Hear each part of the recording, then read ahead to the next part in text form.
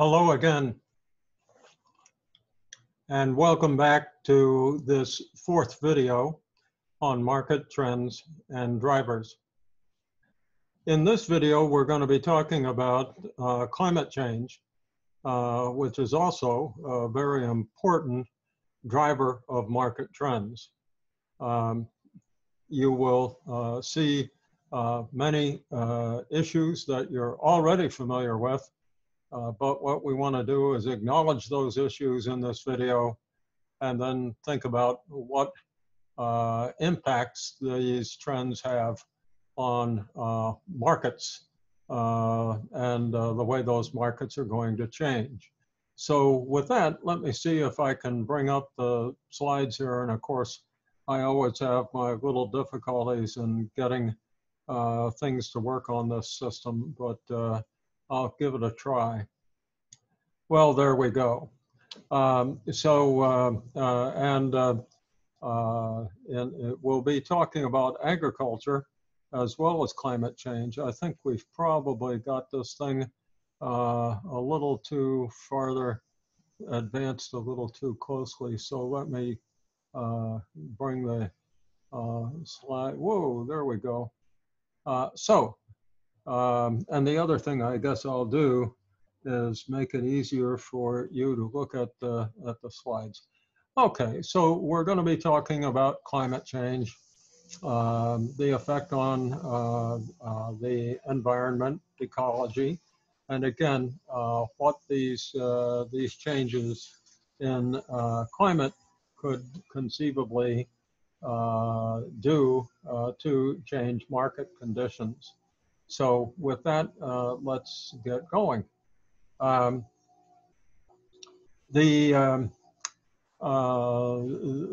fact that we need to pay attention to right off the bat is that the Earth has just so many resources that are available to a growing population. As we've mentioned earlier, there are about 7.8 billion people on the Earth today. It won't be long before we reach 8 and then 9 and then 10 billion.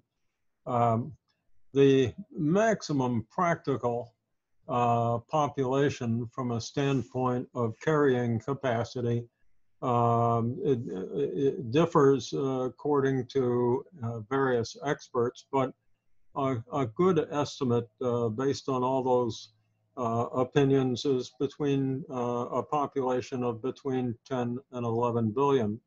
And yet some forecasts and trends easily point to a population of 12 billion.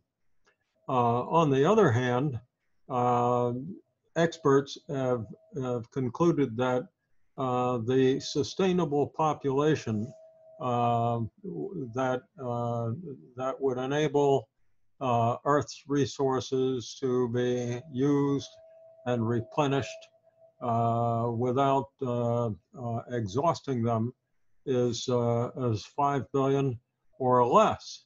And if you remember the population trend lines in our first video, you may recall that it wasn't long ago, 1960 as I recall, that the Earth's population was only 3 billion. So we've gone a long way since then, more than grown by about 150%, up to almost 8 billion, 7.8 billion now. So if the sustainable population is 5 billion or less, then we're obviously using up resources faster than they can be replaced. And lo and behold, the various studies demonstrate that natural resources, including fresh water and minerals, are being used up much faster than the population is growing. With regard to water, it's important to recognize that as the population grows, so does the demand for food. And as economies in underdeveloped nations improved, the demand for better food and other resources for a better standard of living um, uh, uh, is demanded. Not sure I said that exactly right, but I think you get the idea. As standards of living go up, so does the demand for the necessities of life and then the comforts of life. As population grows, not only does agriculture grow, the demand for basic food, but the demand for better food and better resources increases as economies develop. Consequently, we can expect the rate of demand for fresh water to increase disproportionately with population. And yet, and this is the crushing statistic, 70% of the world's fresh water already is used for agriculture. So as we move forward in time, we can expect that percentage to increase. And of course, the question is, what are we going to do about that? But whatever we do is going to create demand for new capabilities, new processes, such as equipment for desalination of seawater to make seawater freshwater. Easily said, not so easily done. Another issue that we're all familiar with is global warming and its ecological impacts. Again, pardon me when I take my drink of coffee from time to keep my throat moist. That's good. But the result of global warming, among other things, is polar ice cap melting. And the result of ice melting at the North Pole and the South Pole is the release of water into the ocean, of course, as well as methane gas that was stored in that ice many years ago when that ice first was formed. Methane is an extremely powerful greenhouse gas, so that's a problem, and we'll see why a little later on in this video. Needless to say, as the ice melts, more water pours into the ocean, and the levels of the ocean rise, or oceans rise. And the result is that coastal cities are threatened. And again, we'll see a little bit later that the level of this increase in the level of the ocean is apparently going to be ultimately about 3 feet. But even a few inches of increase in the sea levels create runoff with tides into the interiors of coastal cities and create flooding, and without too much of that kind of flooding, the viability of some cities is in question. And the question then will be, how do we deal with that? Do we deal with it with dikes, or do we deal with that problem by relocating populations? In any event, global warming and its effect on ice melting and sea levels, as well as release of methane, is a very real problem, and it's quite well recognized. There is someone working outside my window with machinery, and I hope it won't make it too difficult for you to understand what I'm saying. Another problem that we have is the release of carbon dioxide and other impurities from industrial processes into the air. When those materials fall back into the ocean, they mix with the ocean water to create acid, and the result is mortality of fish and shellfish, as well as swimming fish. But you and I then have less seafood to eat unless we do something about that. One possibility, of course, is to farm fish, to simply cultivate seafood the same way we cultivate food on land farms. And finally, urbanization. As we mentioned earlier, more than 50% of the world's population now lives in cities, and in the United States, it's more like 82%. But the proportions are increasing all over the world. As a result, there are significant impacts on air and water quality, the demand for water, again, as well as sanitation and various social issues. So these are all trends that are significant and greatly affecting markets and industries. The red line on this chart shows the growth in population compared to the growth in consumption of minerals, such as iron that goes into the making of steel, and copper, which of course is used in electrical devices, and aluminum, which is used a lot along with steel in cars, for instance. But you can see from this diagram that the consumption of these minerals greatly exceeds the growth rate in population.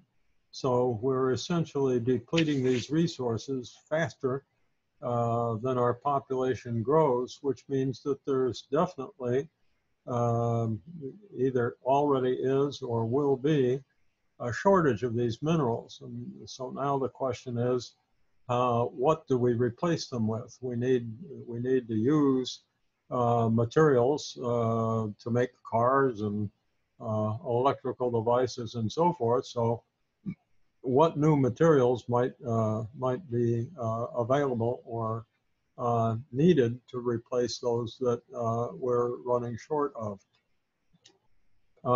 So let's move in to the issue of global warming a little bit further.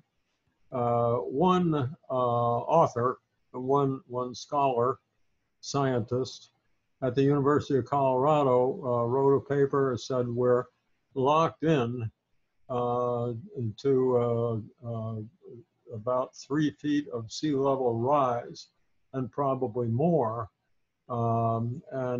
Because about 150 million people live near oceans, that presents a big problem. As I mentioned earlier, what do we do when the sea levels do rise? What steps do we take either to safeguard the cities, urban areas where people are moving? So that 150 million number is probably going to rise because people are moving into cities, or do we simply relocate the population?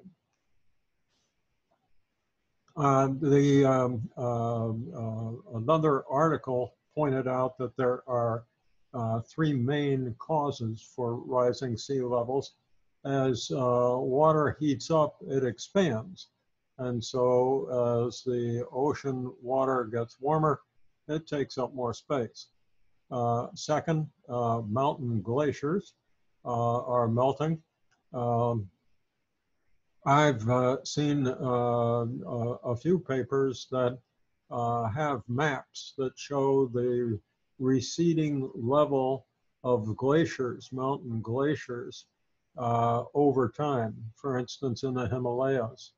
And whereas in years past, the glaciers, that is the ice, went deep down the mountainside, today the glaciers are not nearly as large, and they've moved up. So that essentially what's happened is that the difference is represented by ice that has melted and left. And that creates problem and some problems, including the runoff of water, which eventually gets into the sea. And finally, the massive ice sheets in Greenland and the Antarctic. And I think we'll see a little diagram here in a minute that shows just how those ice sheets are being eroded. But as they erode and break apart, large chunks of ice fall into the ocean, and eventually in that warmer water, those sheets of ice become water, and the ocean level rises. So if the rate of temperatures increasing is increasing, and if temperatures are rising faster than in the past, why is that? And we all know the answer. It's due to things that we do that people did not do in the past. And the greatest source of temperatures rising appears to be the combustion of carbon-based fuels, petroleum, coal, and so forth. It's not the only source. Remember that the melting of the ice in the at the poles releases methane, which is even a more powerful greenhouse gas than carbon dioxide is. Whoa, that's not what I intended. Let me see if I can get back here to what I intended, because I really got, you're not supposed to see this for a little while yet. So let me see if I can get this thing back up to where I obviously pushed the wrong button.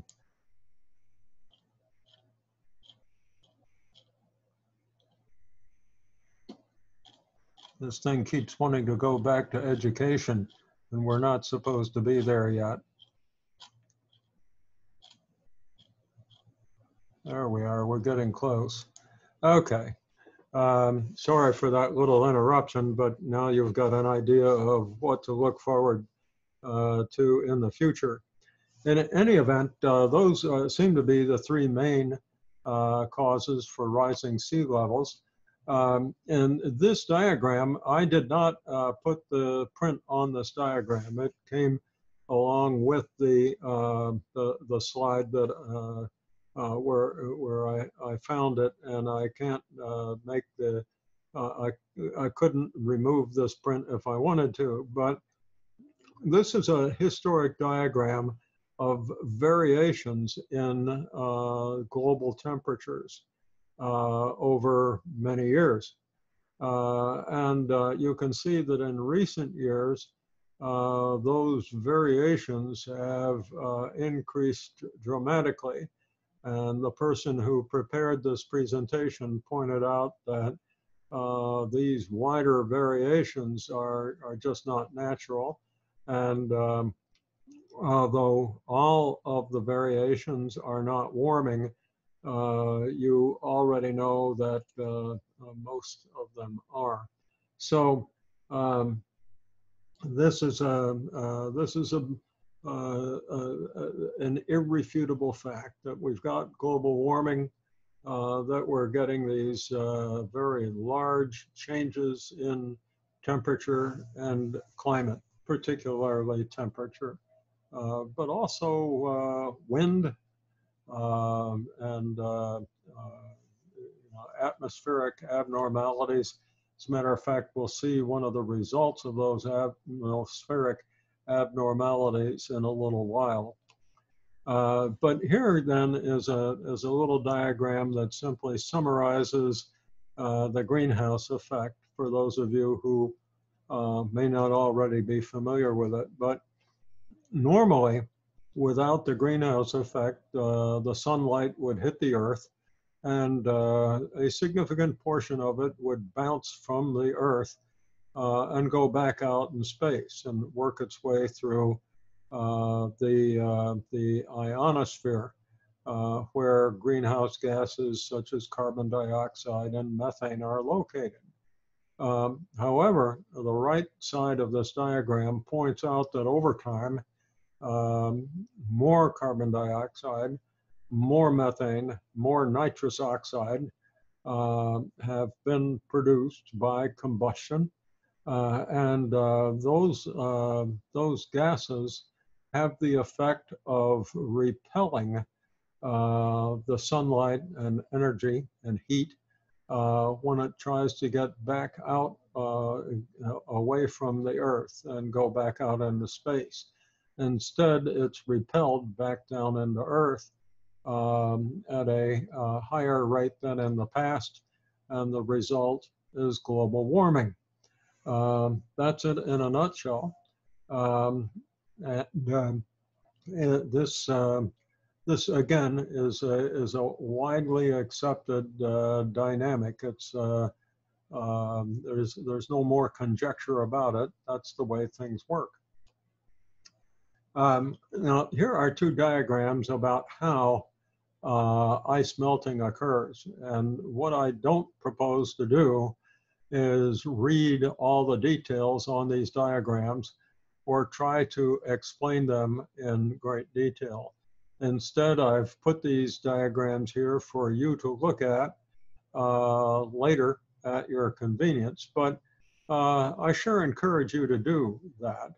And there are two different dynamics involved. The one on the left shows how ocean water gets underneath ice shelves or glaciers, and that warm water then melts the ice, and the melting then flows off of the ice sheet and into the ocean, this can occur. This occurs along the ground where the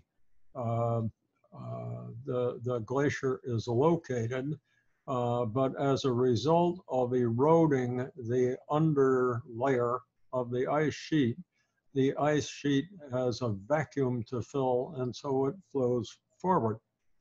The diagram on the right demonstrates how ice cliffs get sheared by warm air and rain and meltwater, as well as those warm ocean currents, until sheets of cliffs where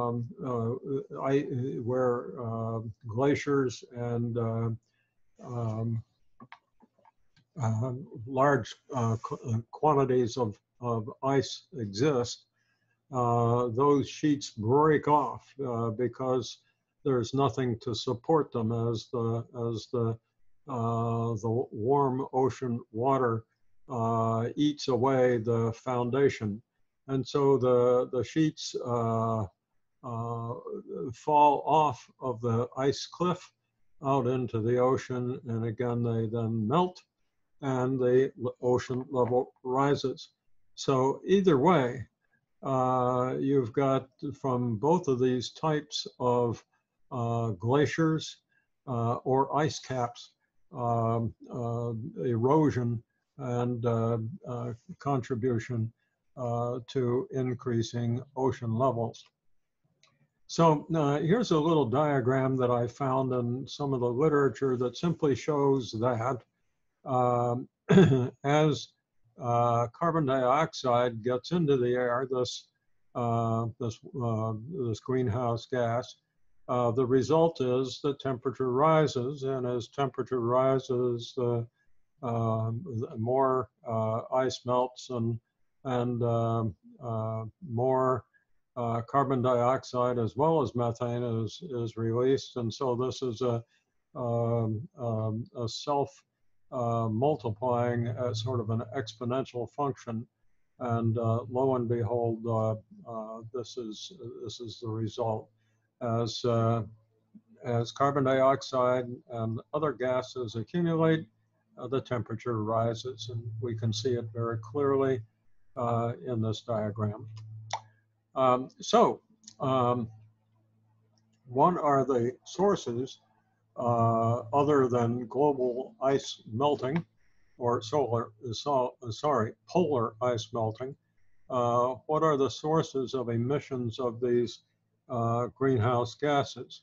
And you can see from this diagram that two of them really stand out. One is the generation of electric power. That's the gray quadrant on the upper right, but it accounts for 25%. That's a big portion. The quadrant on the left, the yellow one, is agriculture, and it's also a quarter, a shade less at 24%.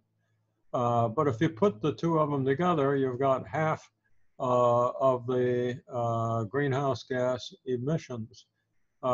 If you then add what comes from transportation, including cars and ships and planes and trucks, that's another 14%. So if you add that to the 50, you've got 64, or to be precise, 63%. More than 60% can be accounted for by those three industries.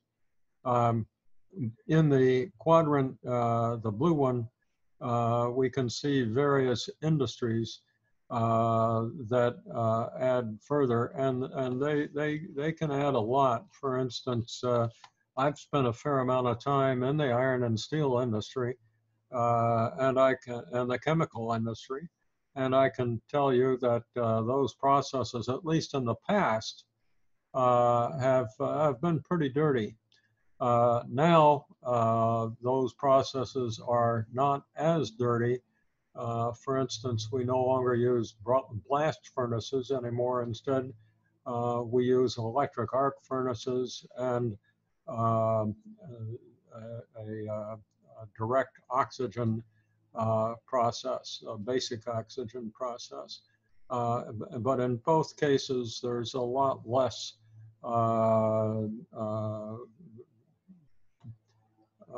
waste that gets into the air. Cement is also a pretty dirty industry. So industrial processes are also responsible for emission of greenhouse gases. But if you just want to focus in on the big ones to make the most improvement in the shortest time, you probably want to look at electric power generation, agriculture, and transportation. And lo and behold, in electric power, we're already doing something, more than one thing. We've talked earlier in another of these videos about how coal-fired electric power plants are being retired and replaced by plants that use natural gas, which is a much cleaner fuel than coal by a long shot. Furthermore, we've got the sources of energy that are renewable and don't emit greenhouse gases, such as wind power and solar. And so over time, we seem to be making steps forward in the electric power industry. And if you recall, when we looked at that industry, there are forecasts that indicate that a lot more progress is going to be made in that industry. In transportation, we also have room for hope.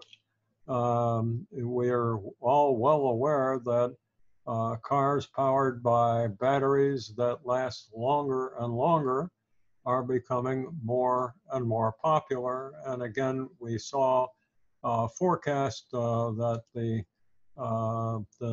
consumption of cars powered by batteries will go up. Moreover, the regulations have required auto manufacturers to produce cars with engines that are more efficient, that consume less fuel.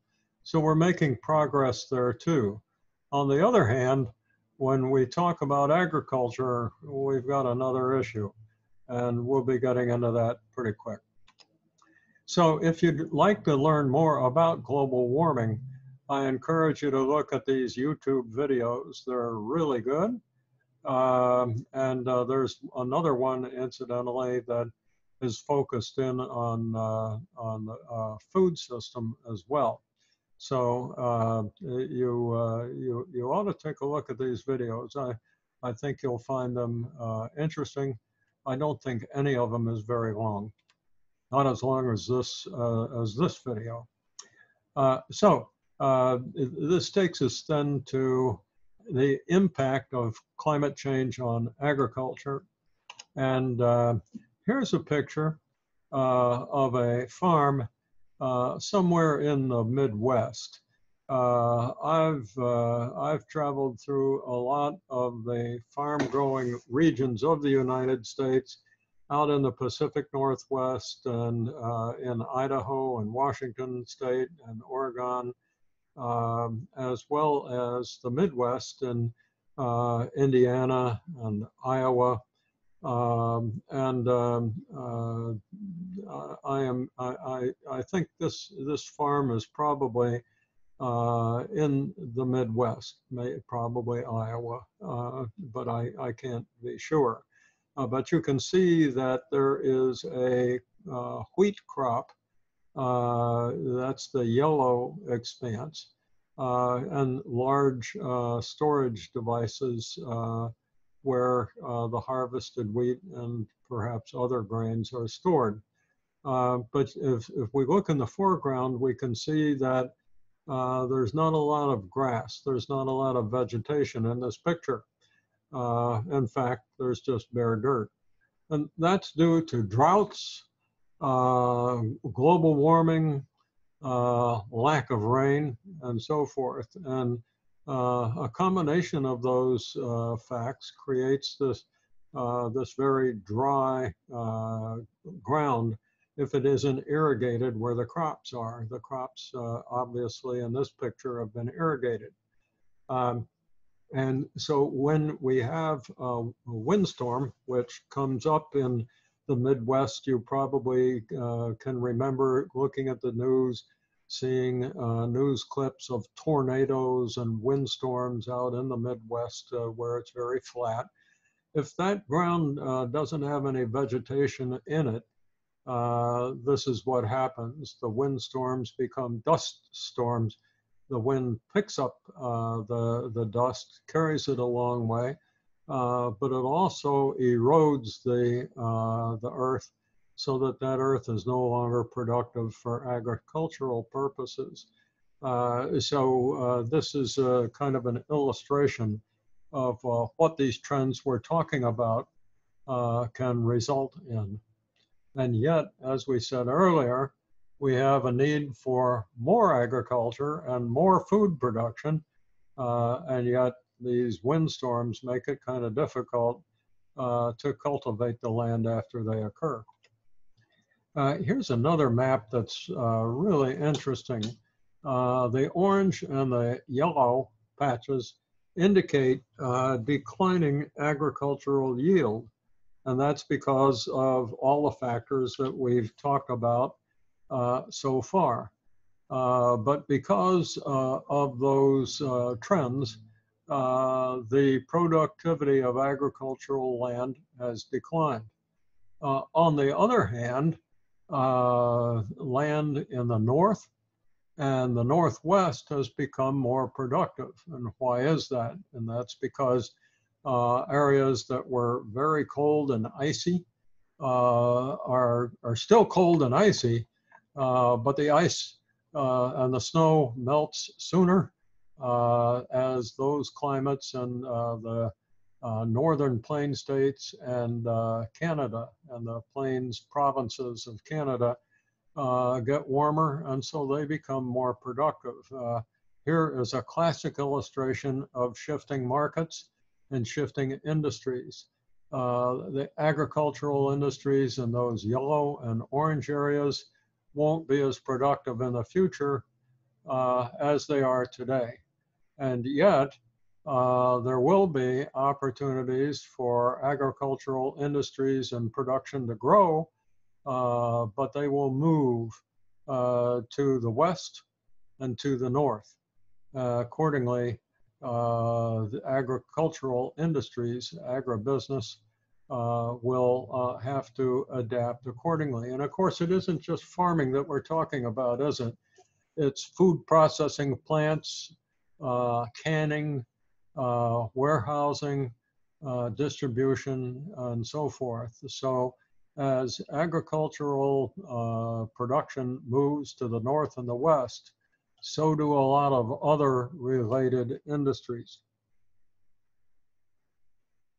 And again, we care about that because this is a course in strategic management, and we're interested in figuring out where markets of the future will be. So here's a pair of diagrams created by an agency of the United Nations. And rather than talking about the United States as we did here, we're now talking about global trends.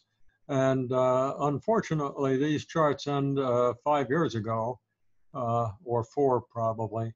But you can see that some crops in the world had begun to turn down in terms of yield.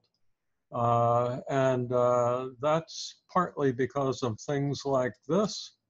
But it's but it's more likely to be things like that, and the lack of agricultural technology and the utilization of genomics to create crops that are able to thrive in the new climates, as well as the exhaustion of water supplies.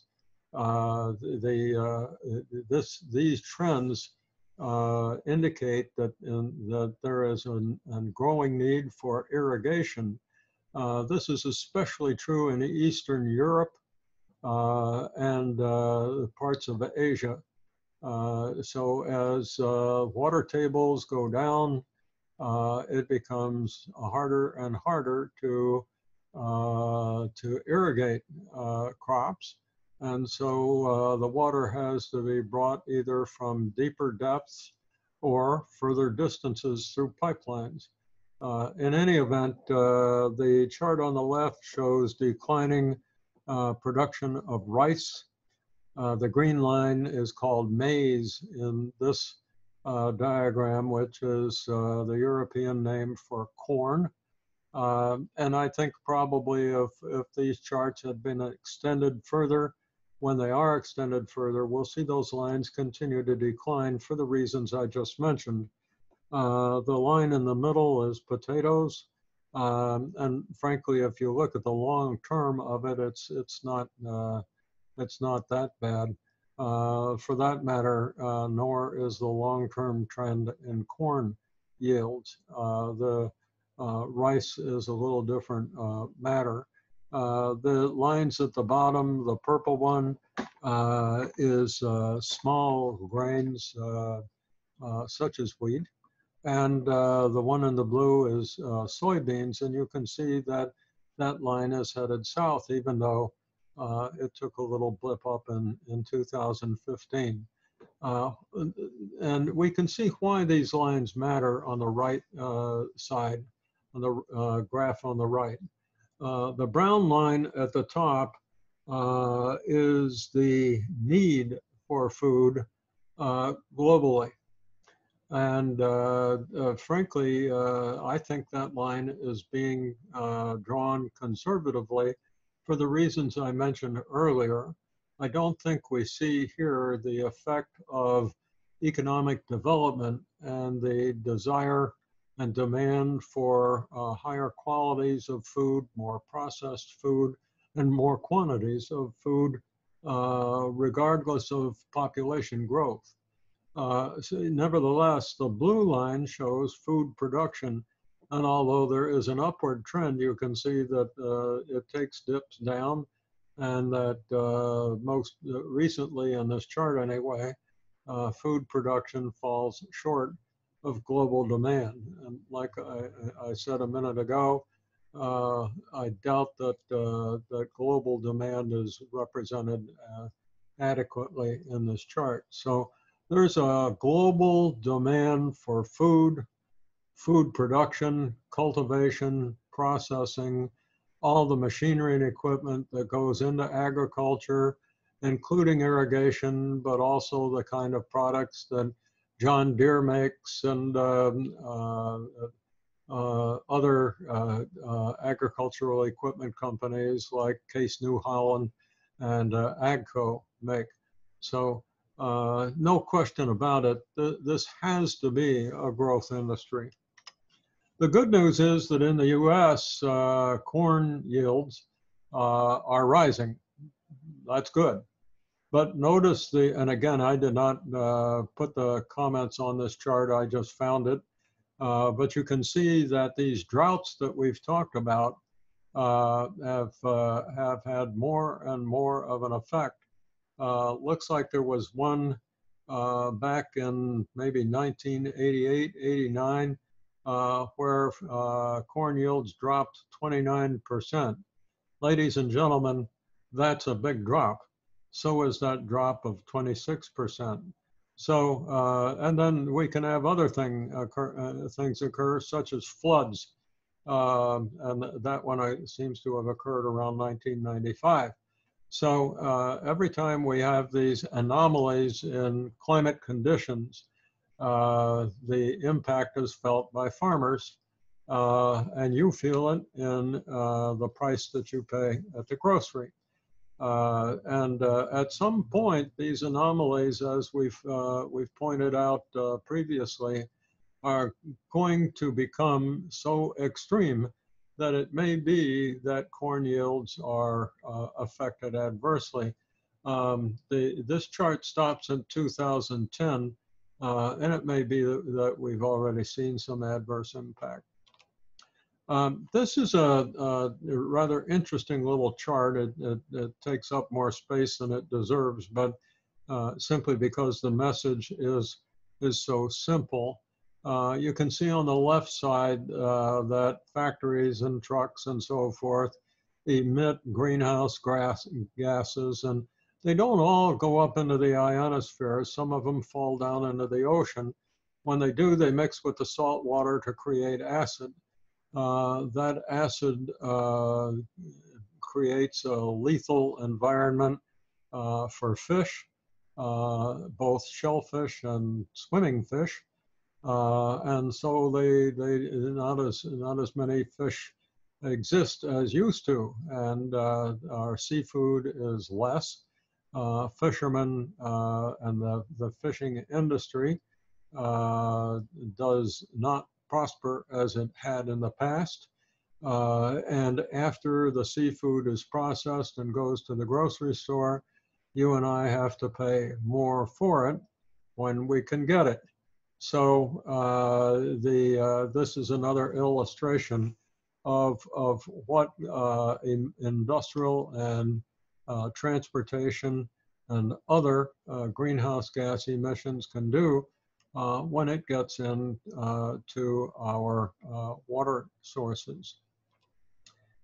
Here's something else that's going on as a result of global warming. You can read this chart later on when you have time, but what it demonstrates is that fish communities are moving from warm water to cooler water.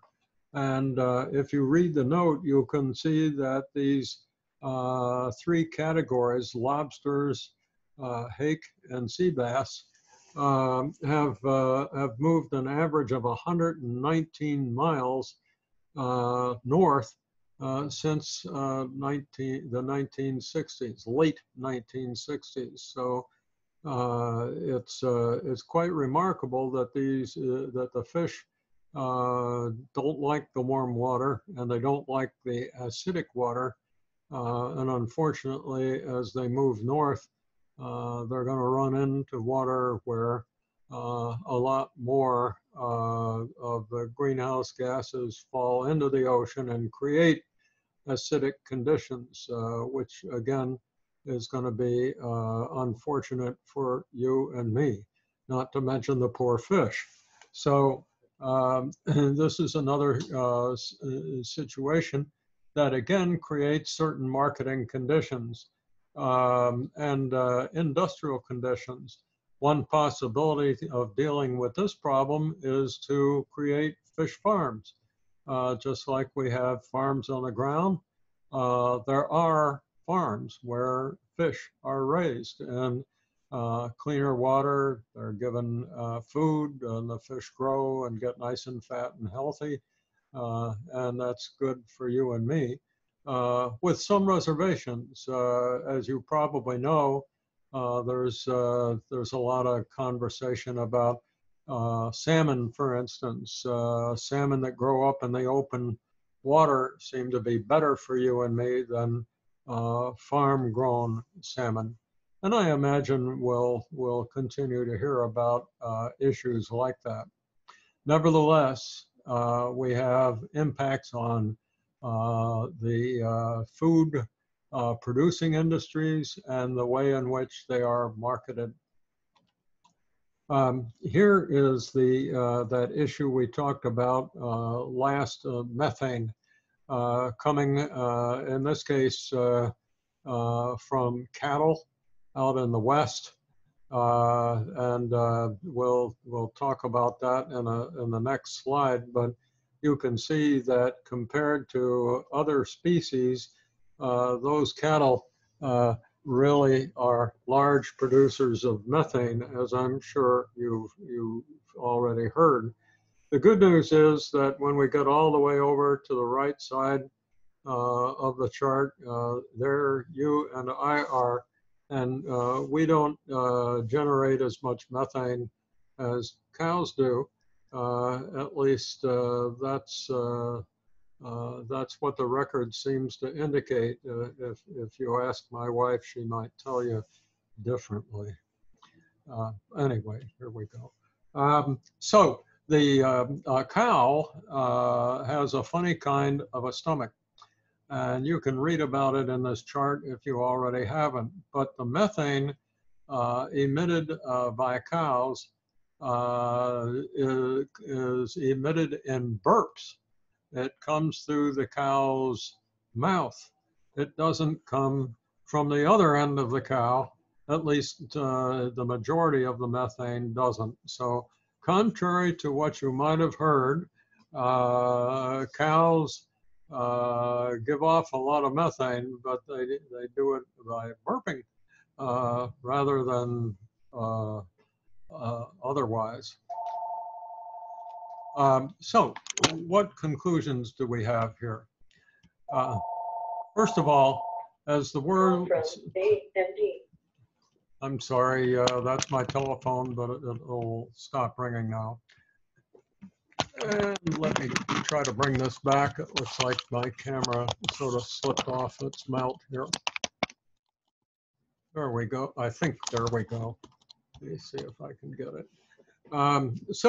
As the world's population grows, no question about it, so does the consumption of natural resources. As we've seen, population growth has surpassed sustainable levels of resource use. So the question then becomes, how do we deal with that? Do we stop consuming those resources? And eventually we'll have to, because they'll run out. But an alternative is to come up with alternative materials. So instead of using metals, by way of example, we might use some other materials that are not metallic in nature.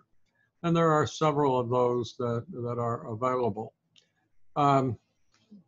As the population grows, there is no question about it that that agricultural production will have to grow, and consumption of agricultural product will have to grow. Because agriculture right now consumes about 70% of global fresh water, it's reasonable to assume that that proportion is going to increase as more people demand more food, and more people in underdeveloped nations develop better qualities of food, more volumes of food, more processed food, and so forth. How do we deal with these freshwater shortages? Again, we talked about the possibility of desalination as an example. So as the population is now about 7.8 billion, it's very reasonable to expect that by 2050 the population will be between 10 and 11 billion. Some forecasts see 12 billion. And yet, as we pointed out, the sustainable long-term population is probably more like 5 billion. So we've got some real challenges there. And the global warming is irrefutable. It is happening. As it happens, we have ice caps melting, ice sheets melting, releasing methane, rising sea levels occur, and along with that, we've seen the effects of droughts, and all of those conditions, along with windstorms, have impaired productivity of agriculture in many parts of the world. The good news is that in the United States, we have a real good agricultural industry, but that's not true everywhere in the world by a long shot. As industrialization increases, so do the effluents, including carbon dioxide, which is the most abundant of greenhouse gases. And those effluents occur most often in industries that produce electric power and transportation, our cars. However, agriculture is a major emitter as well. With regard to electric power generation, we mentioned earlier that there is a lot going on to improve that situation, both because we're using natural gas rather than coal, and because through efficiency of design of machinery and equipment, homes and buildings, consumption of electric power proportionately is actually coming down.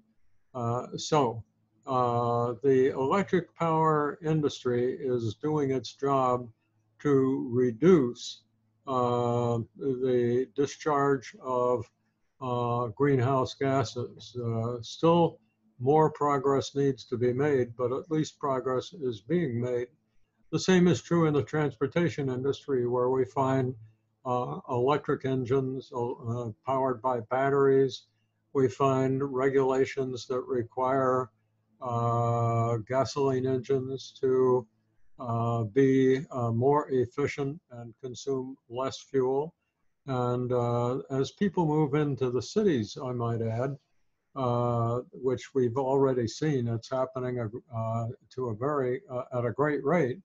There's less demand for cars. Many people who live in cities don't need or have cars, and they can afford to store them in garages. So with regard to the electric power and transportation industry, there's hope. But when we get to agriculture, we have fertilizers that seep into the ground that can have a polluting effect on aquifers and groundwater, and all sorts of sources of erosion due to global warming, windstorms, and so forth. So agriculture presents some real issues. So does the ocean acidification. As we pointed out, populations of sea fish and shellfish are threatened, and their yields are declining due to the deposition of carbon dioxide and other effluents such as methane.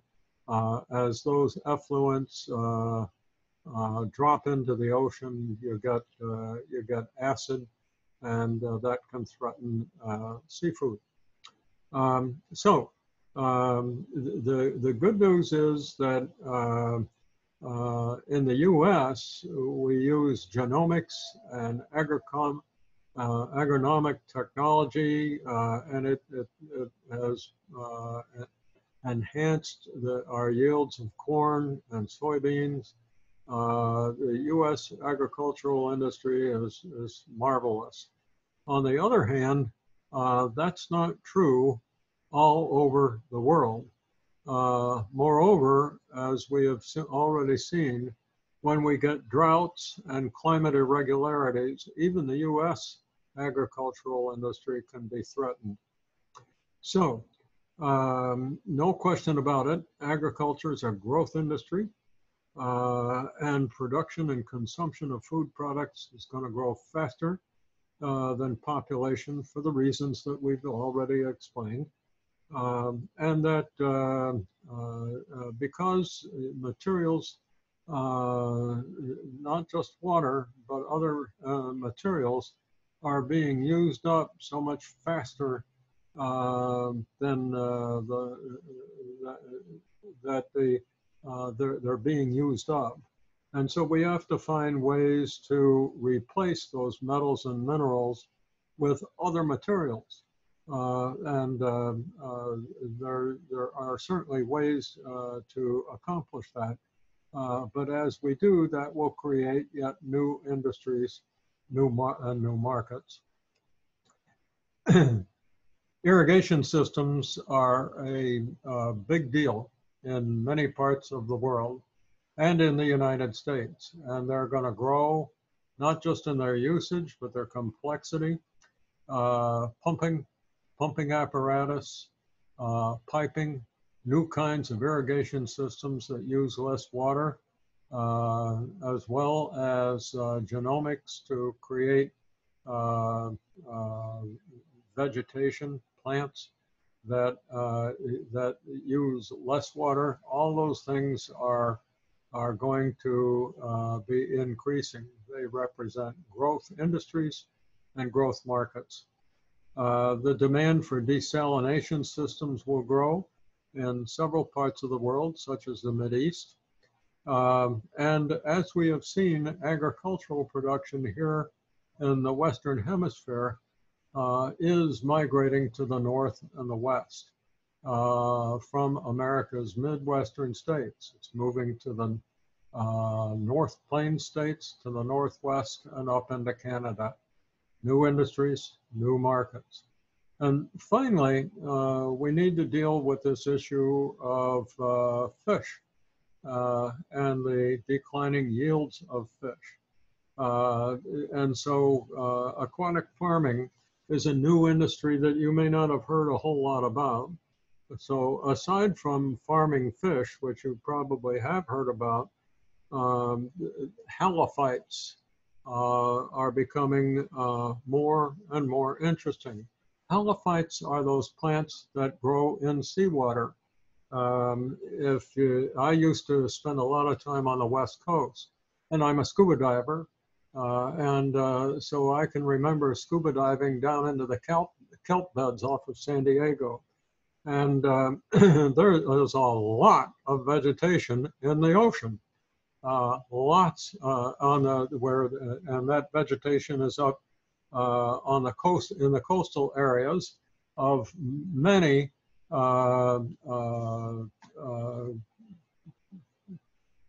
parts of the world that that have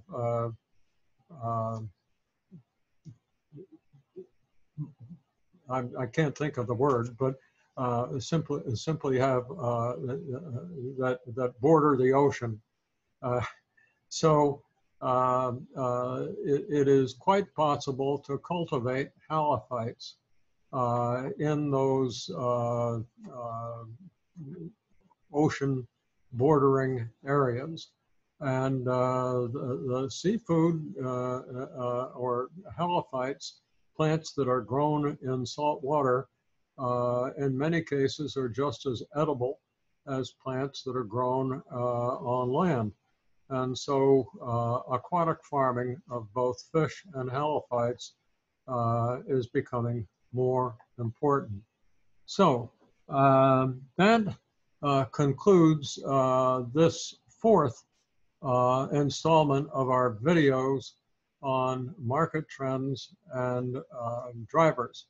In our next video, video number 5, we'll wind it up. We'll be talking about conflicts that are occurring all around the world and what those conflicts mean for industrial and market development. And then we'll also take a brief look at one industry that I know you are familiar with, and that is education. So until then, I'll hope to, and I'm trying to get this this picture up. There we go. We'll meet again for our 5th and final video. Until then, I hope you have a nice day, and we'll end this video here. Goodbye.